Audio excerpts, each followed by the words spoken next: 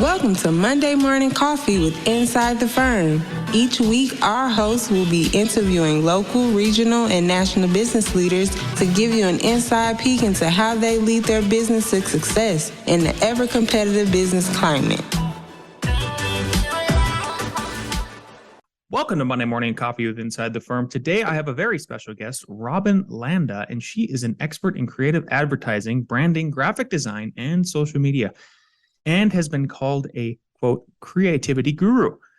Having published over 20 widely recognized books in her fields of expertise, Robin holds the title of Distinguished Professor of the Michael Graves College, Keene University in the United States. She has won numerous awards for her design, writing, and research, and the Carnegie Foundation lists her among the greatest teachers of our time. Robin is a former chair of design incubation and serves as a creative consultant to the C-suites of international corporations. Robin, welcome to the show. Thank you so much, Lance. I'm honored to be here. Yeah, well, we're honored to have you. So before we get into exactly what you do, I would love to learn more about how did you get here? Are you from a family of entrepreneurs? The first, what sort of led you here? I'm from a family of creative people. My father was a professional dancer for most of his life, and that's what I wanted to be too, but they discouraged me, and once you don't start early, you don't do it, really. And my mother also danced, so that's where my creative streak came from. My father was multi-talented, could play the piano by ear and could draw, and I just was always drawing and illustrating and painting from a young age, and then writing came into my life. Oh, beautiful. So tell us about your education then. I mean, obviously, then did you go to school for those things, and then that sort of formed where you entered into the professions? Yes, I have degrees in the visual arts. I have a BFA and an MFA and an MA in art history. At one point, I thought I wanted to be an art historian.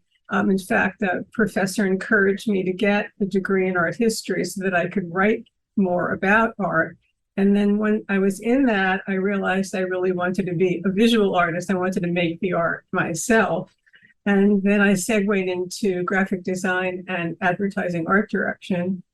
And that's the combination, but I was always in the visual arts. Beautiful. So tell us about the Michael Graves College connection. Now, that's the same Michael Graves who is world famous architect and industrial designer, correct? That's right. He's one of the greatest architects of our time.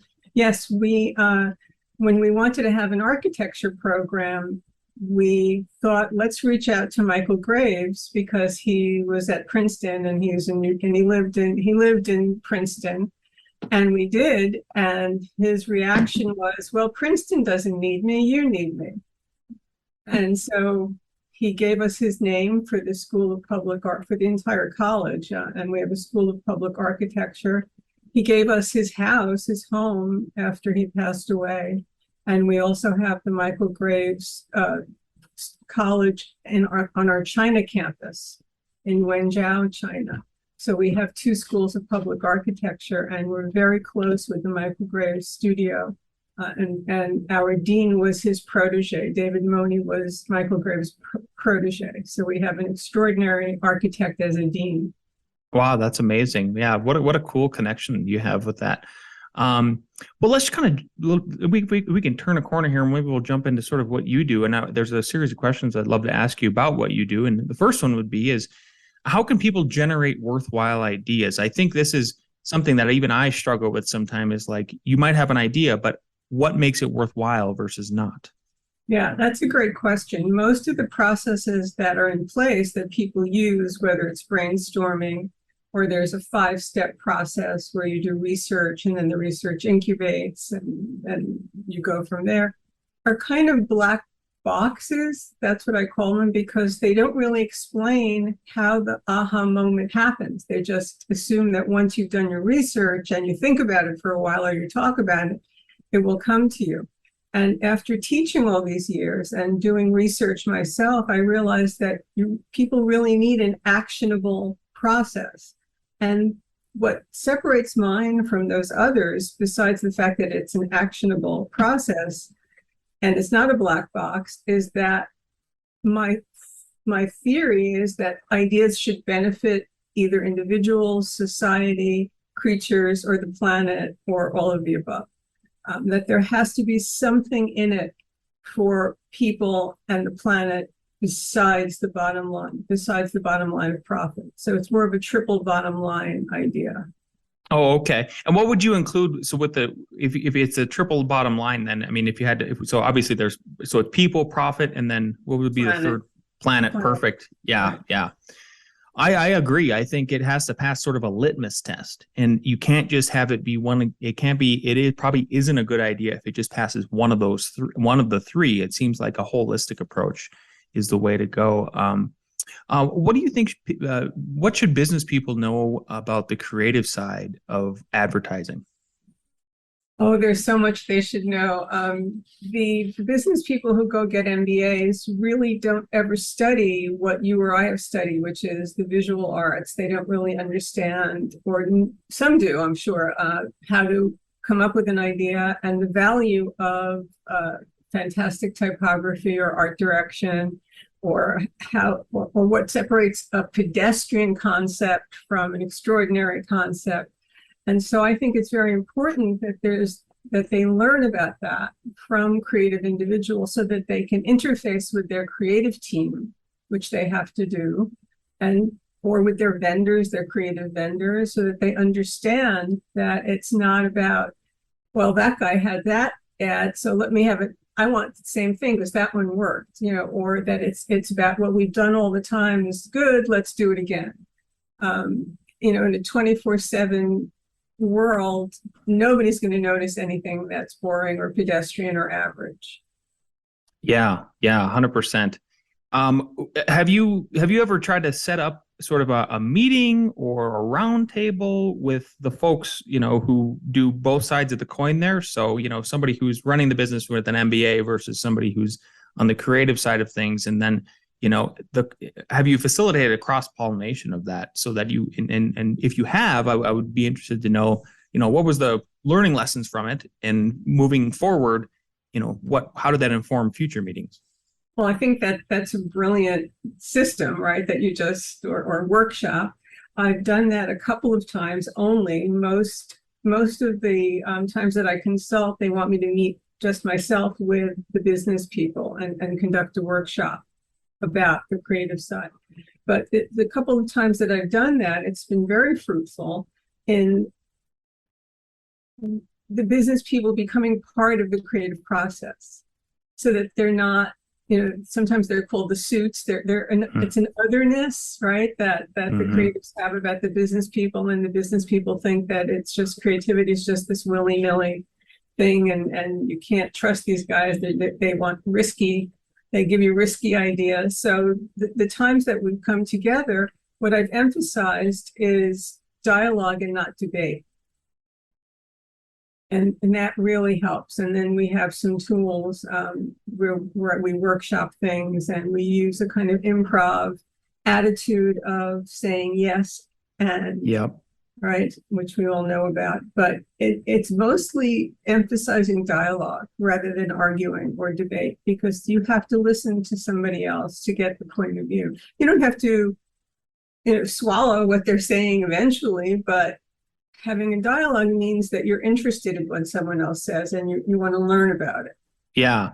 It's sort of akin to a safe space in a sense, right? Where you're trying to create this environment where people feel comfortable. And I really liked your analogy to the yes and. That makes all kinds of sense to me. Have you ever encountered folks where they say, like, I can't be creative, I'm not a creative person? Like, how do you break that down to people who have that idea? When I feel like everybody's creative in their own certain way, like yes, there are people who maybe they just can't come up with, there's that minority of a minority, but a lot of it is just effort. How do you help people sort of break that mindset? Yeah, it's really true. People do come in with that mindset. And what I say is that it's the system you're using is failing, not you. And if you had a good system, you'd be able to generate ideas. And there are also things you can do to build your creativity. So, as children, we're all very creative, right? We ask a million questions. We're always looking at things. We're observing. We're learning how to navigate the world. And then at a certain point, it kind of shuts down and we say, oh, well, there's a formula for that, or that's how I learned it. Or, we start to get out of that observational, curiosity-driven headset. And then somewhere along the way, someone said, well, you're not creative, or you're not an artist, or you don't know what you're doing. There are horrible things that people say to other people. And it could be a teacher, too, who shuts it down, or a friend, or a relative, or somebody who's competitive. And it really is the system, because I can teach almost anybody to generate worthwhile ideas. I could even teach almost anybody to draw. If you can brush your teeth, you can learn to draw. I mean, it's just a matter of the teacher.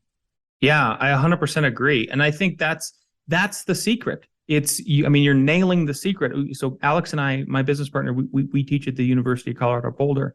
And I think that was our revelation too, is starting to teach versus even seeing our teachers was, it is okay to have a framework and system. And I think that's the myth here, is that that we're trying to break, is that creativity is some people think it's just innate. It comes out of nowhere. And it's no, a system is so important for that. And then you creativity works within that system. Absolutely. Yeah. Totally agree with you. Very early on in my teaching career, the senior colleague had said to me, oh, that student has no talent. That student's never going to get anywhere. And I said, but Peggy, you have to teach that student how to tap into their talent. You have to teach them. And she said, no, I was a natural. You're either a natural or you're not. And that's not, as you just said, that is absolutely not true. You just haven't learned, you haven't been in the framework and the context, you haven't used the right system. And so if you're going to rely on a system that has a black box in it, it's going to be very difficult. Yeah. Yeah. And how much of it also comes down to sort of the intimidation of just seeing a blank piece of paper or a blank slate? I know it's like a writer, it's like writer's block. It's so trying to define that system really helps take away that fear, right? Yes, absolutely. And there are tricks to the blank page too. Just, you start with notes, or you start with a list, or you start with free association like the surrealists did, or you start with a mind map, or you start with a silly exquisite corpse poem. There's so many ways to get over that hurdle, but you're absolutely right. The blank page, whether it's a report or creative writing or a building, it's where do you start? 100%. Yeah. Moving to a CMO, right?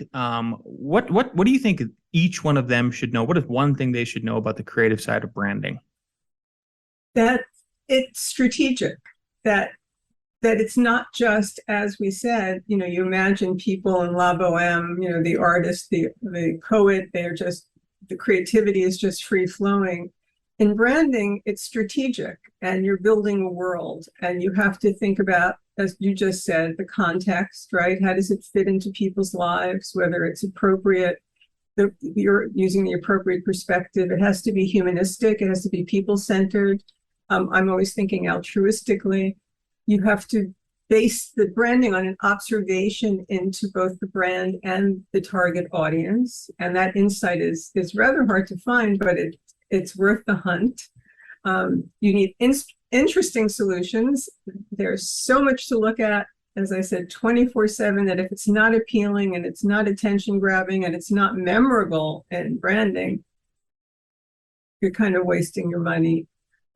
You have to offer great content. People want something today. They just don't want things pushed at them, but they want something from you, whether it's practical or emotional.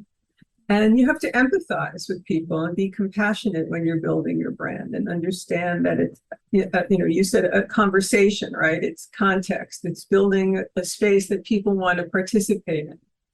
Yeah. What do you, so the value of that strategic creativity, how do you help quantify it for people? And I think that's one of the things that we're always sort of, as human beings, we want to, especially if you're the MBA. Now, if I put the suit on, it's like, well, I need to see some return on this investment that I'm making.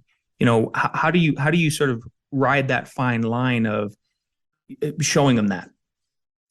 Well, I explain what strategic creativity is, that it's really about using creative thinking tactically so that you're not only solving a problem with your branding and your advertising, you're anticipating issues, you're aiming empathetically and appropriately at the target audience, and ultimately, going back to our first part of our discussion, is you're benefiting people. There's something in it for them in that brand that does something for them.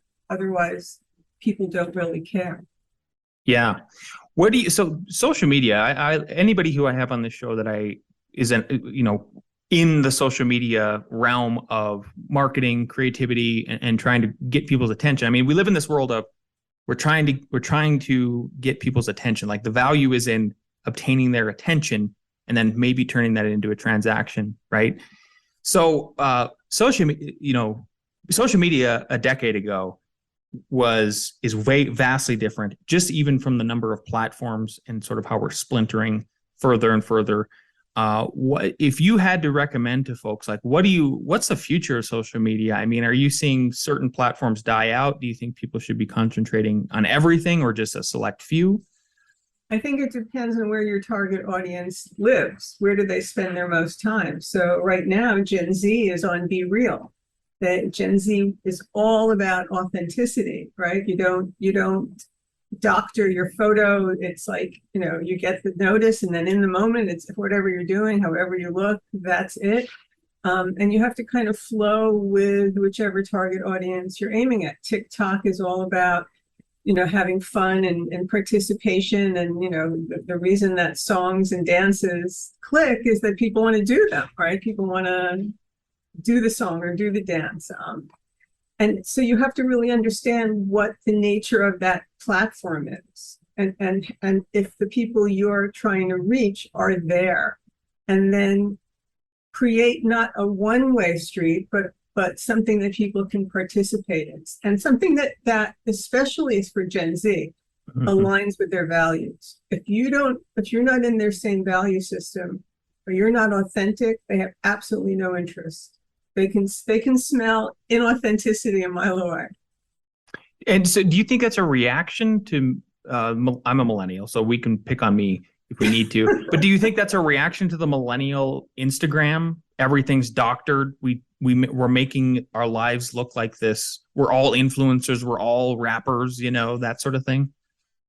Perhaps, but it's I've taught millennials, and I'm now teaching Gen Z, and it's a whole ethos of body positivity and anti-racism and about gender fluidity. I mean, they're really a very open group, and the authenticity underlies it all. And perhaps it's what you're saying, but they also are playing with TikTok about facial symmetry too, right? So, they're all generalizations, but I really do feel that I have found in the classroom, and I'm sure you have too, they'll challenge everything in a way that past generations en masse didn't.